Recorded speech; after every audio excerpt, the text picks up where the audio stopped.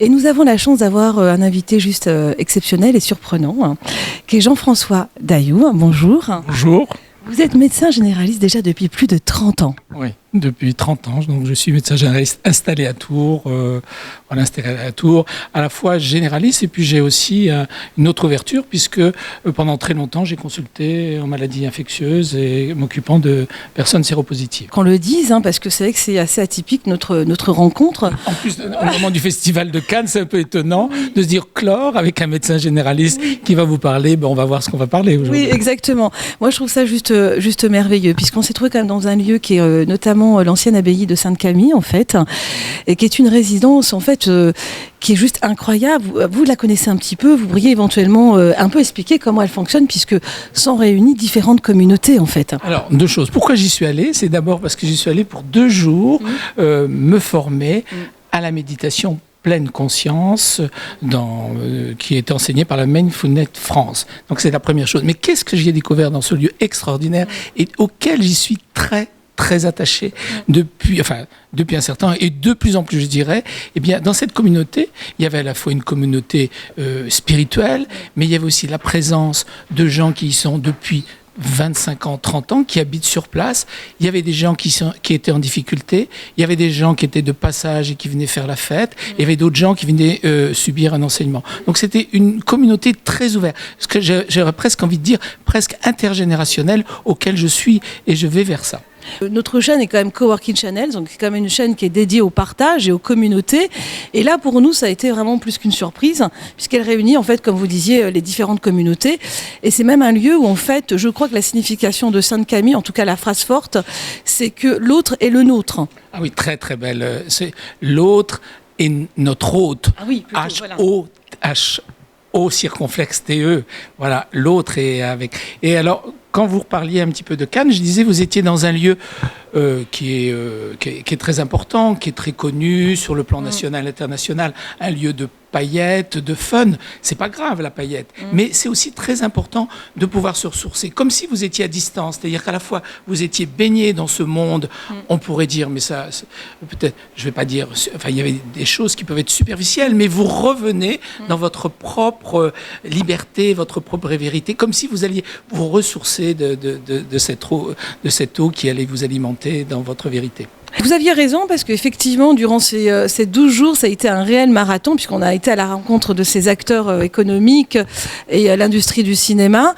Et oui, il y avait beaucoup de lumière, puisqu'on avait le red carpet à la rencontre de ces stars internationales. Et terminé quand même, j'avoue, dans une abbaye, qui est celle de Sainte-Camille, c'est juste incroyable. Alors, on va revenir justement sur votre métier d'origine, parce que nous, on est quand même un média qui est beaucoup regardé par des entrepreneurs, par des porteurs de projets, des personnes qui souhaitent justement construire un avenir professionnel. Vous êtes un médecin, vous avez côtoyé toutes les communautés et justement, vous étiez venu à une période pour une formation de méditation. Alors, pour revenir un peu dans mon histoire, et comme j'ai chez vous. dit, au départ de mon origine, quand j'étais adolescent, je voulais devenir missionnaire. Donc chez moi, déjà, il y avait cette dimension spirituelle très importante, je veux dire, la profondeur, je veux dire, la mission d'un médecin qui peut donner. Je pense que les médecins actuellement perdent la notion de mission, perdent leur notion, pas notion de missionnaire, mais ils ont une mission, ils ont des soins à donner, je veux dire, et ça, je trouve que c'est aussi ça que je voudrais aussi dire, qu'il faut continuer à réfléchir sur ce métier et qu'il reste pas un métier, je veux dire, technique, mais qu'il reste un métier humain et humanitaire. Et j'ai très peur qu'on perde cette dimension. Donc, alors pourquoi, évidemment, je me suis intéressé depuis un certain temps et pourquoi je suis venu me former à la méditation, c'est que je pense que la méditation nous redonne à la fois son intériorité et sa liberté. Et c'est là où je suis venu 2 jours pour vraiment me former et après redonner puisque le médecin est aussi un rôle de soin, mais aussi un rôle d'enseignant, et pour redonner à la nouvelle génération le fruit de sa réflexion. Oui, tout à fait. Donc là, on retrouve votre côté très humaniste. Ah oui, ça a toujours été ça qui m'a guidé dans mon travail de médecin généraliste, c'est-à-dire que à la fois d'être très écoutant, mais écouter les gens sans jugement, essayer de trouver ce qu'ils ont le plus cher au fond d'eux-mêmes, à la fois être rigoureux, parce que c'est très important d'être rigoureux, mais le plus cher. Alors, ce que aussi, que j'ai vécu aussi, et que je vous ai dit au début, c'est-à-dire, il y a 25 ans, je m'étais engagé dans la lutte contre le sida, et donc je voyais des patients qui étaient non seulement pas bien, mais qui étaient voués à mourir, et qui maintenant ont changé complètement leur vie. C'est-à-dire, et ce qui m'a guidé pour d'autres pathologies, c'est-à-dire qu'à la fois, c'était des gens qui étaient donc, comme je vous disais, voués à mourir, mais qui à un moment donné ont pu se relever grâce aux thérapeutiques efficaces. Et non seulement se relever, mais pouvoir avoir un travail, pouvoir faire des enfants qui ne sont pas contaminés. Donc la chose, c'est comme s'il y avait une espèce de mot qui est très religieux, mais qu'on peut décrypter en profane, une espèce de résurrection. Vous étiez voué à mourir et vous repensez votre vie d'une autre manière. Et c'est ce dont je suis très attaché dans mes consultations de médecins généralistes, que les gens viennent déposer leurs problèmes de santé, mais qu'il y a quelque chose d'autre qui peut se passer. Et même, on pourrait dire, la dimension qu'il faut peut-être favoriser, c'est notre spiritualité, pas dans un côté sectaire, mais notre dimension spirituelle, pas religieuse, mais notre vraie dimension spirituelle auquel je suis attaché de pouvoir développer dans mon travail. Mais écoutez, moi j'ai envie de vous dire que c'est un témoignage juste très important, notamment en plus pour notre média, puisque c'est vrai que pour un entrepreneur ou pour quelqu'un qui souhaite monter un projet, il y a toujours cette quête de réflexion de se dire est-ce que je vais y arriver, est-ce que je vais oser. Et là, aujourd'hui, avec votre formation quand même qui est très scientifique, vous dites que finalement, on peut trouver cette énergie. Et avoir Alors oui, je dirais même, quand quelqu'un se pose la question, est-ce que je vais y arriver, et oser revenir son intériorité, reprendre sa confiance en soi, et aller, je dirais un mot qui me vient aussi actuellement, qui est faire son pas de côté, ou aller vers, comment disent les jeunes, je veux dire, dans un... Je vous disais tout à l'heure... Alors, tout à l'heure, c'était sortir de son confort. De son confort, un peu sa zone de confort. Sa zone de confort, voilà, sortir de sa zone de confort. En revenant dans sa propre... Et c'est grâce à travail de méditation qu'on revient dans sa vérité, dans sa toute... Sa toute puissance, c'est pas sa puissance, je veux dire, sa force. Je veux dire, on devient homme, on devient un homme droit qui est à la fois enraciné sur vous voyez, dans le sol, mais qui a aussi la tête, pas dans les étoiles, mais la tête qui est bien, vous voyez, l'homme droit qui se tient droit et qui est à la fois enraciné, mais qui est aussi très élevé. Et c'est ça qui me semble très important. Donc, dans la vie, on peut... et c'est très important parce que vous allez découvrir d'autres champs, et vous allez, par votre travail intérieur, ne pas vous fourvoyer. Voilà. Oui, mais c'est important parce que, à vrai dire, ça nous parle aussi, nous-mêmes étant une start-up et nous avons vécu une expérience juste incroyable pendant ce festival de Cannes, puisque entre les paillettes et cette fameuse lumière que l'on retrouve dans le 7e art, on a aussi retrouvé cette lumière intérieure, et cette lumière intérieure aussi, elle nous guide pour mieux réussir notre avenir. Alors c'est magnifique parce que je crois qu'on peut être dans la paillette, dans le fun, dans ce qu'on disait tout à l'heure. C'est très important parce que ça illumine, ça. Mais je vous disais tout à l'heure, je crois que c'est vraiment le mythe d'Icare. Si vous voulez ressembler au soleil, eh bien, Icare avait des ailes en cire. Donc, en voulant vous rapprocher du soleil, vous allez vous griller un peu les ailes. Moi, j'aime bien alors l'idée d'être à une radio, être interviewé. J'aime beaucoup ça, je veux dire, ça me fait plaisir parce qu'il y a quelque part une reconnaissance. Mais attention, se reconnaître, être reconnu par les autres, c'est peut-être enrichissant, mais essayons de nous reconnaître nous-mêmes, essayons de rester dans sa propre profondeur pour ne pas se brûler les ailes. Écoutez, bravo, parce que là, vraiment, on a un message qui est très important, puisque, évidemment, tous nos followers, nos internautes, se posent toujours la question de qu'est-ce que demain va nous apprendre, quelle est notre évolution, et en fait, finalement, c'est avant tout se connaître soi-même. Notre réponse est en nous. En fait. Elle est en nous. Elle est en nous. Travaillons là de plus en plus. Revenons à cette source interne qui est très importante et qui non seulement coule à flot à travers tout ce qu'on disait, toutes ces techniques. Et entre autres, moi, je l'utilise dans le travail sur la méditation. Alors très bien, revenons un petit peu justement sur ce travail de méditation. Vous pouvez un peu expliquer justement la formation que vous avez suivie? Alors la formation, moi donc ça fait un certain temps que je commence à méditer. Mon histoire de travail sur la méditation, c'est que j'ai rencontré Olivier Rorich, qui était le traducteur de Sogyal Rinpoche et qui traduisait et qui a enseigné la méditation auprès de méditants et de bouddhistes. Et petit à petit, j'ai voulu et j'ai rencontré d'autres personnes qui avaient accédé à la méditation dans d'autres trajets. Et on a eu l'idée d'essayer que les étudiants en médecine puissent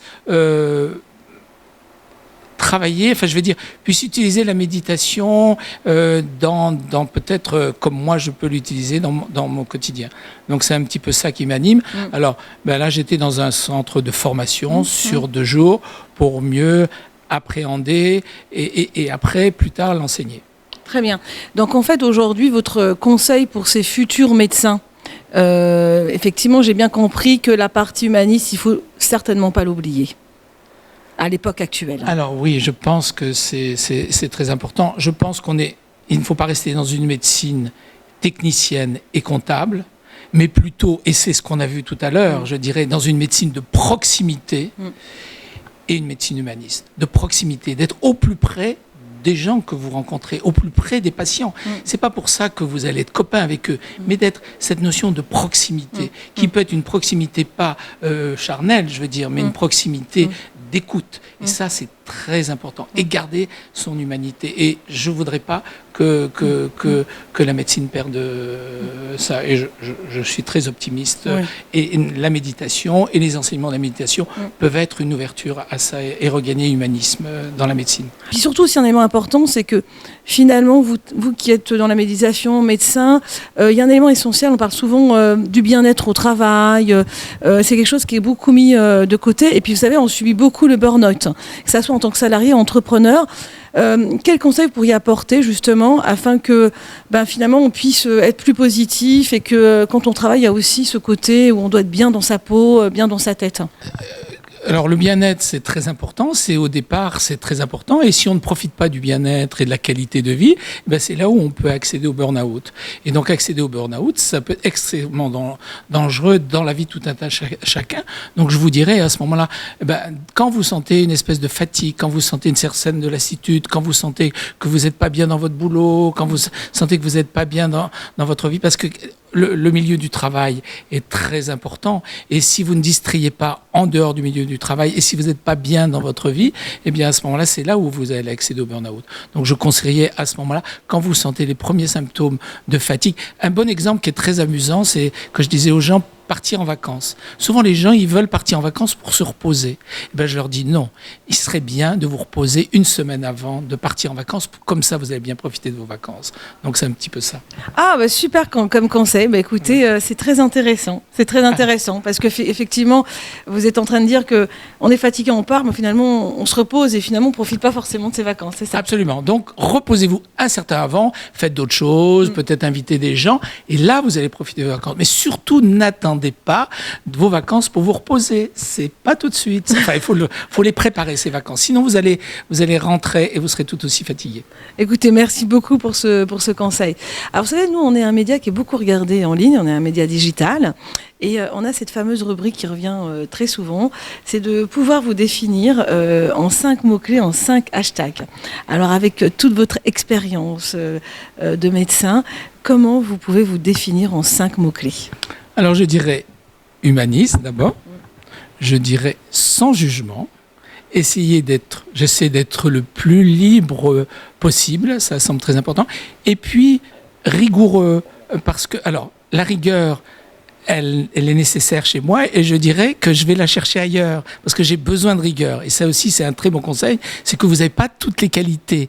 Mais si vous les connaissez, vos défauts, vous êtes aidé des autres. Je crois que c'est la 3e chose auquel je pourrais dire, un grand esprit d'ouverture. Ça, c'est pour moi très, très important. L'ouverture, vous savez, ça aère une maison. Ça. Vous aérez votre maison, vous ventilez votre maison et c'est très important. Il ne faut pas rester dans une atmosphère confinée.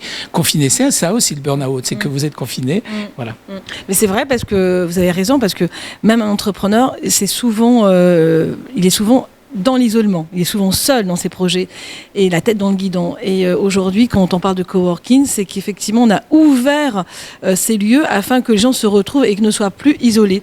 Donc finalement, il faut être toujours un peu entouré, avoir une forme...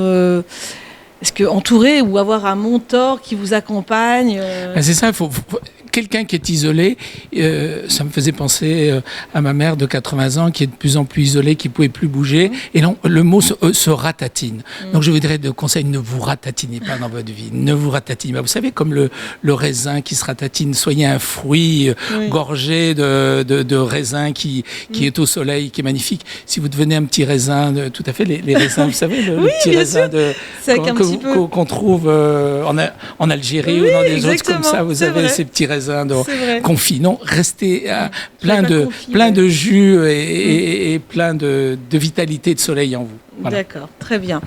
Alors, écoutez, Jean-François, je pense qu'on a quasiment tout dit. Alors, juste pour terminer, moi j'ai envie de vous dire, quel est votre, vu que notre belle rencontre s'est faite dans cette abbaye de Sainte-Camille, quel serait le message personnel que vous aurez envie de passer, voilà, aux gens qui nous regardent?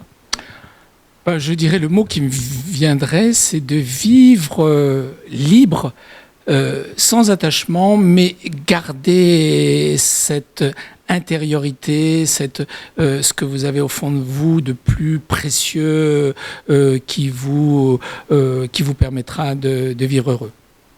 Écoutez, merci beaucoup Jean-François Dailloux. C'était donc pour Coworking Channel, donc à l'occasion du Festival de Cannes. Nous avons eu un message de sagesse et c'est vrai que cette lumière du cinéma, du 7e art, nous a emmené vers aussi cette douceur, cette lumière intérieure qui est aussi importante. Une lumière extérieure. Oui, c'est vrai. Et c'est vrai que j'ai mis du jaune, soleil. Ce fameux soleil pour un petit peu aussi illuminer notre cœur et le bleu de la sagesse. Donc c'est vrai le bleu. Donc on représente un petit peu la terre, donc la mer, le soleil. Et c'est vrai que je pense que finalement c'est toujours aussi une question de dosage. En fait, il faut savoir profiter un peu de ces moments de paillettes, mais revenir soi-même et profiter de chaque instant et de ne pas avoir peur finalement de la vie et d'avoir confiance en soi davantage. Donc moi, je trouve que c'est très symbolique. Et voilà, on vous dit toujours à tous nos followers internautes de suivre nombreux cette chaîne collaborative qui est Coworking Channel. Et puis voilà, donc ne lâchez rien, osez, et puis sortons de notre zone de confort pour réussir à nous tous nos projets. Et merci encore. Merci. Merci, allez, on dit bye bye.